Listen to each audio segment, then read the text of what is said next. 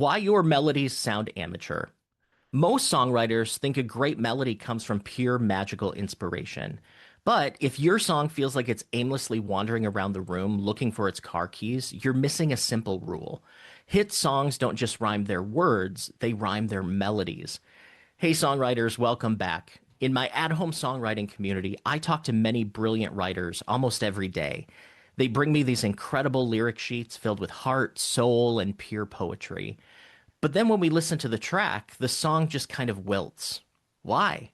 Because the melody has no map, it wanders. I'm going to share a little secret with you.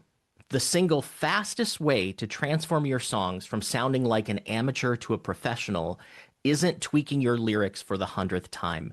It's fixing your melodies and giving them structure. Think of it like this. You already use rhymes at the end of your lines to hook your listener's ear, right? Like night, light, heart, start, those kind of cliche perfect rhymes. Well, your melody needs to do the exact same thing. And we call this a melodic scheme. Instead of matching rhyming words, each letter in a scheme stands for a specific melodic shape. The rhythm, the pitch, the direction that the voice travels, a motif.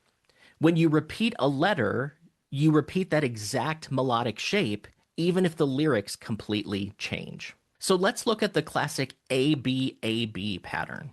Line 1 gives your listener a clear melodic idea. That's your line A. Line 2 switches it up with a new shape.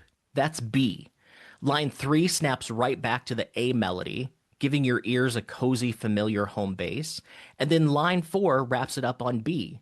It's simple, it's catchy, and most importantly, it gives your listener a map so they don't get lost in the woods. Now, here is a giant trap that catches almost every writer that I coach. When your melody starts to wander, people completely stop paying attention to your lyrics. So I'm going to say that one again. If your melody starts to wander, people stop paying attention to your lyrics. And I know how important the lyrics are when you write them. I know it hurts to hear. You could write the most honest, heartbreaking, tear-jerking story in the entire world, but if your melody is straying all over the place like a toddler in a toy store, your listener's brain, it gets exhausted. Their brain is working so hard just trying to figure out where the music is going that they start to experience cognitive overload and they start to get confused. So they tune out. They don't listen to your words at all. So when you build a structured melody, the musical pattern becomes effortless to follow. The music gets out of the way and the brain relaxes and your lyrics finally get to shine. So how do we fix it in your songs right now? Well, I want you to try fitting your ideas into 3 foundational containers. Container number 1, this is ABAB or call and response. Think of this like a fun conversation, right? You sing line 1, you switch it up on line 2, you repeat your first melody on line 3, then you finish it on line 4. It creates constant forward drive without wearing out your listener's ears. And container number 2, that's the AABB, or what we would call a couplet or the double hit. You sing a great melodic line, and then you immediately repeat the exact shape on line 2. This locks the tune into your listener's head so fast by lines 3 and 4, their brain's completely free to focus on the emotional payoff of the words. And container number 3, this is the ABAC, or open and payoff. You sing shape A, move to B, bring back shape A just to ground them, and then you drop to shape C on line 4. Shape C is a brand new melodic exclamation mark that points directly towards your hook. All of these show up in thousands of the biggest songs, many that you already love. These are standard structures and they work. Don't fight them, learn them. So here is your homework for the next writing session. Pull out your phone and record a raw voice memo of your song draft. And then sit down with a piece of paper and map your letters line by line. This means you're paying attention to how the melodies are repeating. Does line 2 use the same rhythm and pitch contour as line 1? If yes, label them both as A. If line 2 shifts to a new contour, mark it as B. If you start to map your section and you end up with A, B, C, D, E, F, G, you need to stop right there and take a deep breath and give yourself some grace, right?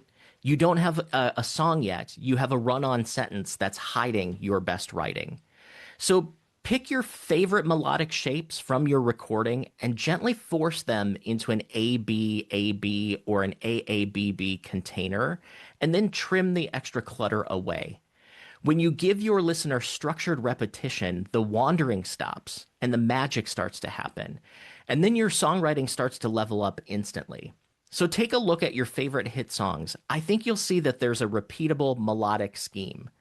So now let's take a look more at why our brains love this so much. Humans are pattern-seeking creatures. When you listen to your favorite song on the radio, you aren't actually memorizing 300 individual words and 50 different notes, right? Your brain is grouping those into small, digestible chunks.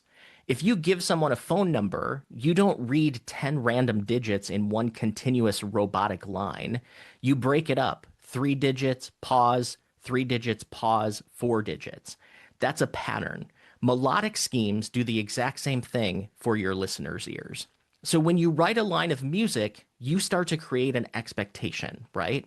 If line 1 goes up in pitch, line 2 can answer that by going down, and that creates balance. It's like setting up a question and then providing a satisfying answer. And if you just keep asking questions, melody A, melody B, melody C, melody D, your listener starts to feel like they're in an interrogation room. They never really get the satisfaction of that answer, right? So by bringing back melody A in line 3, you give them that visual high five. You're telling them, hey, I know where we are. You're safe with me. Enjoy the ride. So now you're saying, Chad, how do I even come up with these melody lines? Well, let's talk about how to actually invent these shapes without overthinking. A melodic shape really comes down to kind of 3 foundational elements. There's rhythm, there's pitch direction, and there's length. First, rhythm. Are your notes short and choppy, or are they long and held out? If your line 1 is short and staccato, that's your motif. That's motif A. Second is the direction. Is the melody climbing up the stairs, sliding down the slide? Is it staying steady? If line 1 climbs up, then that shape is locked in as your A. And the third is length. Does your phrase take up 1 measure? Does it take up 2 measures? Or does it end really early and give other lines room to breathe? When you repeat phrase A on line 3, you don't even have to use the same notes. This is where so many songwriters get stuck. They think repeating a melodic motif means singing the exact same pitches, and that's not always true. You can just keep the rhythm and the directional shape the same, and the notes can shift slightly to match your new chord. But as long as the rhythm and the shape match, the listener's brain registers it as the same melodic family, and this is really the secret sauce. Let's do a quick real-world check. Think about classic storytelling songs. Why do the verses in great story songs pull you in so deeply? Well, it's because the melody forms a steady rolling rhythm. It's usually AABB or ABAB. And that acts like a comfortable rocking chair. The chair rocks back and forth steadily, which allows you to completely immerse yourself in the story. If the rocking chair suddenly started flying sideways and upside down, you wouldn't be listening to the story anymore. You'd be holding on for your dear life. So that's what a wandering melody does to your listener. They push them out of that comfortable chair. So this week, I want you to make a promise to yourself. Don't throw away those drafts with wandering melodies. They're not bad ideas. They're just unorganized ideas. They're raw marble waiting for you to just sculpt them.